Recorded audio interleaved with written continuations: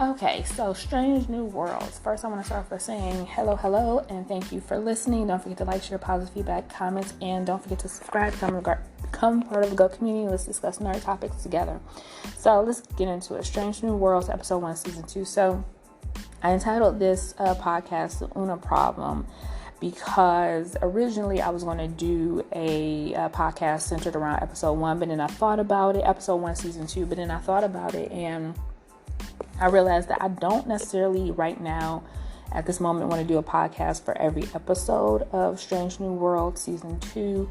I just don't want to do that right now. So this is in reference to episode 1. But it's really my opinion regarding just Strange New Worlds in general.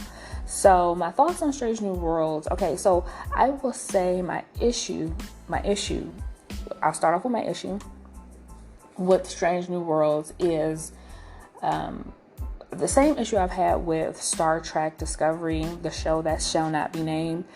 But it's the same issue that everyone on the planet has had with the Star Trek, the more recent Star Trek series, Discovery, well, basically Discovery. And that is, I really don't like it when we get a Star Trek series that doesn't revolve around the captain. So this series has a lot of focus on the supporting cast, the same way Discovery did. Unbeknownst to us, one of those supporting cast members ended up being the captain, but which I think the creators who are Goldsman, Kurtzman, and Lumet were trying to change the trajectory of the show and highlight the crew more. So I get what they were trying to do, which I can say I've come to appreciate more with Strange New Worlds. Basically because I have no choice but to appreciate it if I plan on enjoying any strange, new Star Trek content. But the first season was really spent exploring the depths of each main supporting character, story, background. And I can honestly say I found it impressively boring. Not just boring, but impressively boring first season. But I will also say that a lot of first seasons of any show are not great because of the fact that it's the very first season. They're still trying to figure stuff out. They're still trying to figure out the chemistry. They're still trying to figure out the direction of the show. They're still trying to, figure out what characters work, what characters don't, what relationships between characters, backgrounds, things like that. So it's a lot of figuring out. So you have to give shows at least to season 2 to kind of work out the kinks. Season 1 got me intimately familiar with the characters, and I feel like now in season 2, we can get into the actual story that we came to see when it came to a Star Trek series. Okay, so we're going to start off with season 2. Season 2 starts off with Captain Pike off to save Una from her fate of being one of the genetically engineered races, or a part of one of the genetically engineered races, and Pike has to make a plea on her behalf. And then we see Spock take command of the Enterprise, well, basically steal the Enterprise because of another mission. Okay, so I'm not going to go into too many spoilers. I'm not going to recap the episode. I'm assuming if you are here, you probably have seen probably all of season 2 at this point, but definitely probably at least season 1. Or episode 1 of season 2. So I'm just going to give my opinion overall. I do really like the show. I've already stated that I have come to appreciate the focus on the supporting crew because I'm being forced to. But I do love that they have gotten back to the original focus of Star Trek in season 2, which is the mission and not all of the personal relationships and emotions behind the mission. So I do feel like they listened to the creators of the show, really did listen to the fans after 4 or 5 years of Discovery, and are, complaining and bitching about the nature of Star Trek and getting back to the source of what Star Trek genuinely is. And they really took that into account with Strange New Worlds, at least for season 2, because it did seem like they were moving a little bit towards that Discovery trajectory of emotion over mission, but we'll get into that in a second. Okay, I can hear I can hear people protesting the fact that I said that the show focuses on mission over personal relationships and emotions, and let me explain that before I go any further.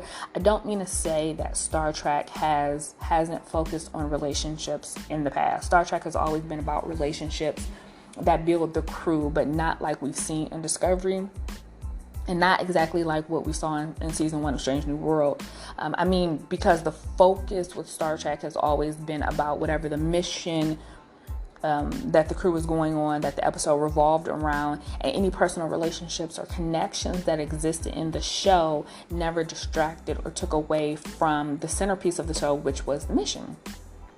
The show revolves around people in the military, a futuristic military, but still the military. And the military is a job. And just like any, military, a large portion of your life revolves around doing your job. And every other Star Trek series has always kept that in mind right up until really Discovery. But Discovery is a whole nother conversation that I'm debating if I really want to tackle. At this point, we'll see. But with season 1, I seriously thought that Strange New World was going to go in the Discovery route and have every episode basically become a soap opera of feelings and connections. And I was really resistant to even tune into season 2. But again, as I stated, I love the concept of the show, and I was really missing a Star Trek series before Discovery, which I'm hard pressed to even consider a Star Trek show. It's a show and it has a Star Trek, name on it, but it definitely wasn't in the tradition of Star Trek. But that premiered in 2017, and it had been 12 years since our last Star Trek series ended with Enterprise. So my hopes were very, very high with Strange New Worlds, right? I really like to remember Discovery as a really good setup for Strange New Worlds by introducing us to this new version of Spock and new version of his history, Captain Pike, and setting up the stories for this series. So some good did come from Discovery, right? I'm going to do a podcast where I rank my favorite Star Trek series actually in order, and I have seen all of them multiple times because it is my favorite sci-fi series ever, so I'm very well qualified for this, to give my opinions on them. But some changes, right now I'm just going to wrap this. It's not going to be a long podcast at all, but I'm going to get into some changes that were made in season 2 of Strange New Worlds that I really genuinely liked, that brought it all into focus for me as far as being a fan of the second season. So, okay. Changes that they made to the series from season 1 to season 2 that I approve of. So the focus on Spock being a Vulcan again is one huge change that I really appreciate. I think at least for episode 1, because I'm not going to get into all of the episodes in case you haven't watched the whole season, but because this podcast originally was about episode 1, and I'll get into episode 1 in a second, but it's like episode 1 as it encompasses all of the themes of Star Trek, because I really think they started off season 2 very strong with getting back in focus and in line with what Star Trek represents and what it's about. So I think at least for episode 1, all of Spock's journey and discovery in season 1 of Strange New World has been centered around, and Discovery has been centered around his struggle with his emotionality versus his humanity. Emotionality and humanity versus his Vulcanness, and I can say I genuinely needed a break from it. Of course, Spock has always had that duality about him, which has made him one of, or the fan favorite Vulcan all these years, but it has always been a struggle that he was able to work through and get the job done Vulcan style. And pretty much throughout Discovery and season 1 of Strange New World, it seemed to me that the creator's focus was so heavily centered around making this a soap opera of feelings that there was really no space or pause for his internal struggle, and or pause for his internal struggle to put the focus back on the job, which had always been the case with Spock in the past.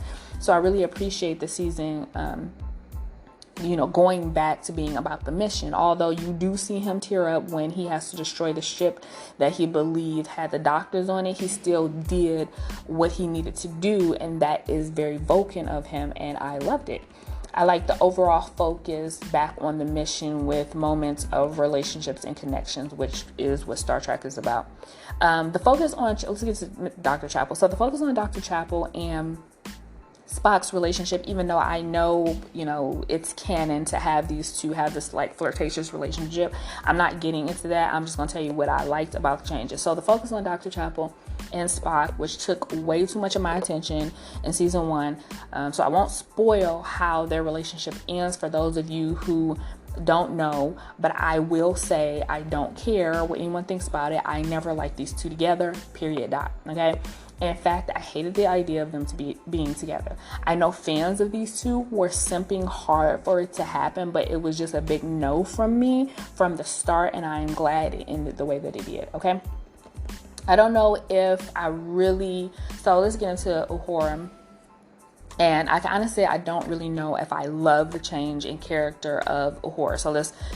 So in all the adaptations of her character up till now, not really all the adaptations, the only adaptations I think we've had, and this might be a blind spot for me in my Star Trek knowledge, but it was the original series, and then we brought Uhura back in J.J. Abrams' movie series, his movies. But in the original series, and even in J.J. Abrams, she was still confident. So she was always the sexy, confident, version of Uhura who got the attention of Spock and Kirk. It was always a little bit of a flirtation between the three of them. And when even the original series, and when Uhura and Spock finally got together and had a romance in J.J. Abrams' movies, I can't remember which movie it was. I think maybe it was the first one where they got together, so we basically got that dynamic being explored, right? Because it was always that flirtation in the original series between them. J.J. Abrams took it a step further, and he actually put them together in a relationship, right? So we got that. We got to live out that canon between those two, right? So I don't really think it's needed in this series, but what they did with her character, making her the total opposite of that confident, sexy, a bit aggressive character, and turned her into a meek, slightly insecure, unsure of her skills, always needing reassurance, character is, I don't know, maybe a bit too far left for me. I have yet to establish really an opinion about that, but in season 2 they did pull back on all of the incessant nonstop self-doubt of Uhura. I think maybe they got it. It was annoying. I'm gonna be all honest. They made her a bit more confident in season 2 with the establishment of her ensign rank, which I appreciate, because if I had to hear any more of her whining, I was going to scream. So I do like that they pulled back on that and made her a bit more confident. We'll see. Well, all that being said, this is a different take on the characters. The characters, especially Uhura, is less surface. So because this story is how the crew came together under Captain Pike before they even met Kirk, we aren't seeing the older versions of these characters, so a lot of the bravado may still come, but they, except for a few members of the crew, are still figuring themselves out while figuring out their positions, right? So they're younger versions of themselves. I do like that they pull back on the lusty energy between Spock and Uhura. Like in the first season, you did see a little bit of a connection between them, but Dr. Chapel really just came in full steam. Miley Cyrus, I came in like a wrecking ball, and she was going to get Spock. So I don't really think that had an opportunity to develop it into anything, and I don't think they really are going to go that route, because like I said, we've seen it before. But I do like they pull it back on that, because in the original series it was very lusty energy between Spock and Uhura and James T. Kirk. I do like the original chemistry of them, and I'm not saying anything bad about the original series and how they play into it, because I think it was very accurate of how actual job environments work, because it's like, don't be a attractive female, or be a female that any male finds the least bit attractive in the workplace, because honestly you can't breathe around them. It's unbearable. But this is a new woke Star Trek, in that like old sort of lusty sort of energy around any female that comes around them is just not going to fly in 2023. Plus, we've already seen it with the original, so I don't think they need to rehash that.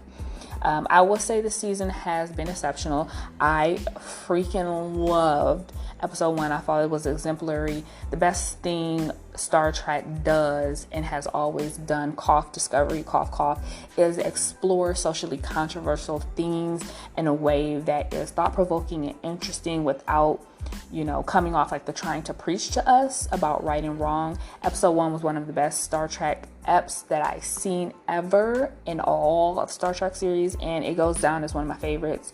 It does, in one episode, what the entirety of Discovery tried to do and couldn't. Star Trek has always been about relaying messages of compassion and empathy for social issues that we face in our real lives every day.